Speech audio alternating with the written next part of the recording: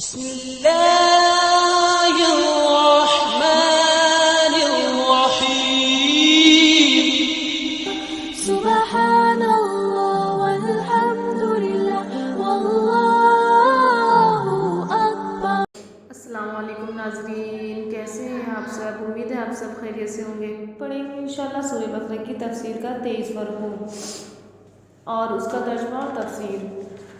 تو چلیے شروع کرتے ہیں۔ بسم اللہ الرحمن الرحیم۔ قرآن کی آیت ہے آیت نمبر 182۔ یا ایھا الذین آمنوا کتب علیکم الصیام کما کتب علی الذین من قبلکم لعلکم تتقون۔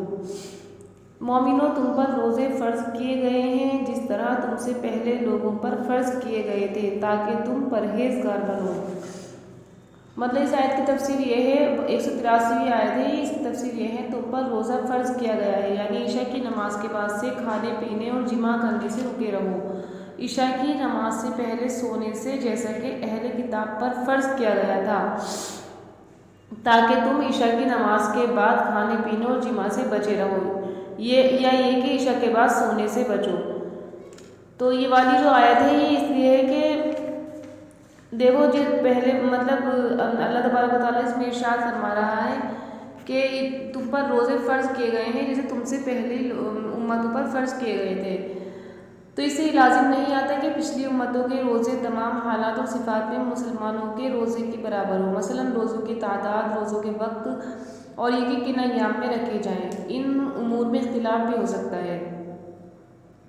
تو روزے جو ہیں وہ اسی طریقے سے پہلی امتوں میں بھی رکھے جایا کرتے تھے، لیکن ان کے روزے الگ ہوا کرتے تھے، یعنی کہ ان کی تعداد، ان کے مہینے، اور ہمارا جو ہے رمضان کا مہینہ اور 30 روزے ہمارے روزوں کی تعداد ہے ہمارا الگ، تو یہ اسی طریقے سے فرض کیا گیا ہے۔ اور لعلکم تتقون کا مطلب ہے کہ تاکہ تم اللہ سے ڈرو، تو تقویٰ کا جو ہے جو روزے میں تقویٰ بہت اچھے طریقے سے حاصل ہوتا ہے، کیونکہ روزہ کا اس میں بڑا دخل ہے، کیونکہ روزہ اپنی خواہشات کو قابو میں رکھنے کا ایک بہت بڑا ذریعہ ہے، تو وہ تقوی کی بنیاد ہے، یعنی ہم خواہشات پہ قابو پا لیتے ہیں تو ہم تقوی کو حاصل کر لیتے ہیں۔ تو روزے میں جو ہے ہم بہت سی حلال چیزوں کو بھی حرام کر لیتے ہیں، جیسے کھانا پینا، بیویوں کے پاس جانا، تو یہ سب روزے میں ہم جو ہے متقی بن جاتے ہیں، یعنی کہ اللہ سے ڈرتے ہیں اور تقوی اختیار کرتے ہیں۔ آگے آیت ہے قرآن کی ایام معدودات فمن کان منکم مریضا او علی سفر فعدۃ من ایام اخر۔ گنتی کے چند روز ہیں، تو جو شخص تم میں سے بیمار ہو یا سفر میں ہو تو دوسرے دنوں میں روزوں کا شمار کر لے۔ وعلی الذین یطیقونہ فدیۃ طعام مسکین، اور جو لوگ روزہ رکھنے کی طاقت رکھیں لیکن رکھے نہیں، وہ روزے کے بدلے محتاج کو کھانا کھلا دے۔ فمن تطوع خیرا فہو خیر لہ، اور جو کوئی شوق سے نیکی کرے تو اس کے حق میں زیادہ اچھا ہے۔ وان تصوموا خیر لکم ان کنتم تعلمون، اور اگر تم سمجھو تو روزہ رکھنا ہی تمہارے حق میں زیادہ بہتر ہے۔ اللہ تبارک و تعالیٰ یہاں پر فرما رہا ہے کہ کوئی شخص جو ہے روزہ رکھتے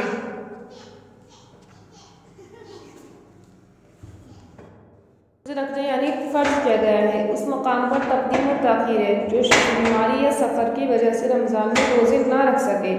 تو دوسرے دنوں میں جتنے اس نے رمضان میں روزے نہیں رکھے ہیں اتنے ہی روزے رکھ لیں، اور جو حضرات روزے کی طاقت رکھتے ہیں تو وہ ہر روزے کے بدلے میں جس کو اس نے رمضان میں کھولا ہے یعنی کہ رمضان میں نہیں رکھا ہے تو وہ نصف سا گیہوں یعنی کہ گندم کا ایک مسکین کو دے دے۔ لیکن یہ آیت جو ہے وہ منسوخ ہے آگے والی آیت سے، یہ آیت جو ہے وہ منسوخ ہے، ایک آگے اللہ تبارک و تعالیٰ نے آیت اتاری ہے فمن شہد منکم الشہر فلیصمہ، تو اس میں اللہ تبارک و تعالیٰ نے روزے کو لازم فرمایا ہے۔ پہلے اللہ تبارک و تعالیٰ نے یہ فرما دیا تھا کہ جو روزہ نہیں رکھنا چاہتا یا دل نہیں چاہ رہا ہے یا کوئی پریشانی ہو رہی ہے تو وہ کسی مسکین کو کھانا کھلا دے، اس کا روزہ مانا جائے گا، لیکن بعد میں اللہ تعالیٰ نے روزے کو واجب اور فرض بنا دیا، تو یہ آیت منسوخ ہے۔ لیکن آگے جو مطلب اس کے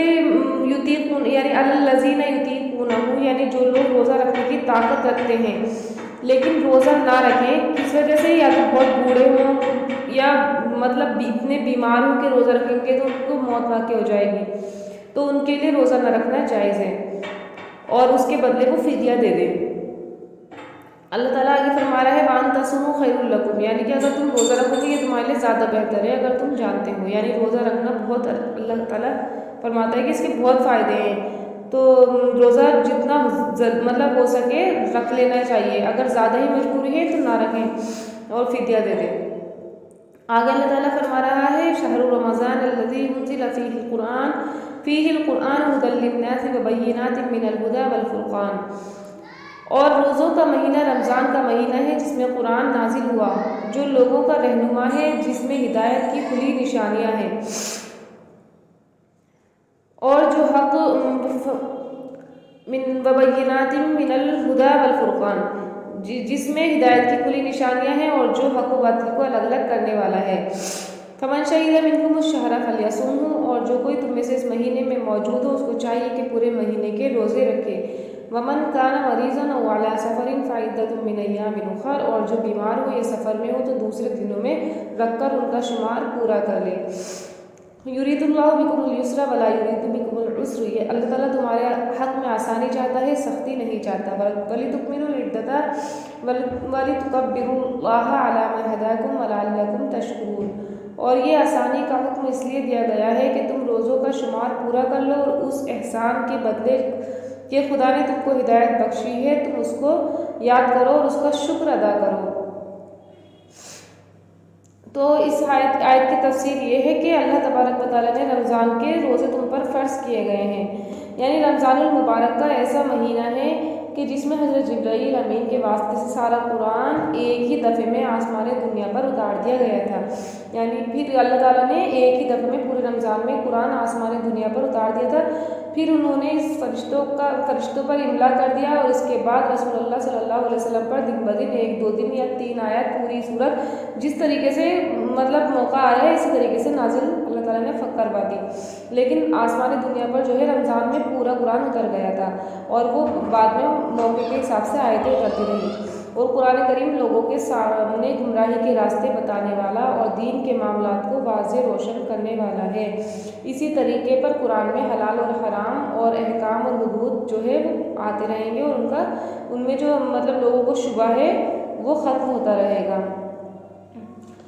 اور آگے والی آیت کی تفسیر ہے اور جو مقیم ہو وہ روزے رکھے اور جو شخص رمضان کے مہینے میں بیمار ہو، مقیم سے مطلب یعنی کہ اپنے گھر پر ہو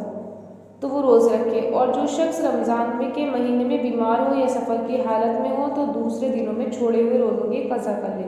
یہ اللہ تعالیٰ بتا رہا ہے۔ اللہ تعالیٰ سفر کی حالت میں روزے کھول دینے کی اجازت دیتا ہے کہ روزہ نہ رکھا جائے۔ حالت سفر میں اللہ تعالیٰ نے تمہارے لیے روزوں کا کھولنا پسند کیا ہے اور حالت سفر میں روزے کی وجہ سے تمہارے لیے تنگی اور مشکل کا ارادہ نہیں فرمایا، یعنی کہ سفر میں جو روزے چھوٹ جائیں وہ بعد میں رکھ لو اور سفر میں نہ رکھو، اس میں کوئی گناہ نہیں ہے اگر سفر میں ہو تو، لیکن سفر کی بھی ایک حد ہے، اتنا سفر ہو کہ 45 مطلب علماء نے اس کا حساب لگایا ہے کہ 45 میل کے سفر اگر ہو جیسے تو ہم روزہ چھوڑ سکتے ہیں، لیکن اگر اس سے کم سفر ہو تو روزہ چھوڑنا جائز نہیں۔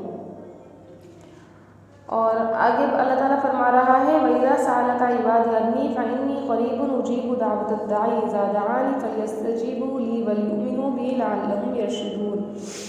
اور اے پیغمبر تم سے میرے بندے میرے بارے میں پوچھے تو کہہ دو میں تمہارے پاس ہوں، جب کوئی پکارنے والا مجھے پکارتا ہے تو میں اس کی دعا قبول کرتا ہوں، تو ان کو چاہیے کہ میرے حکموں کو مانیں اور مجھ پر ایمان لائیں، لعلہم یرشدون تاکہ نیک راستہ پائیں۔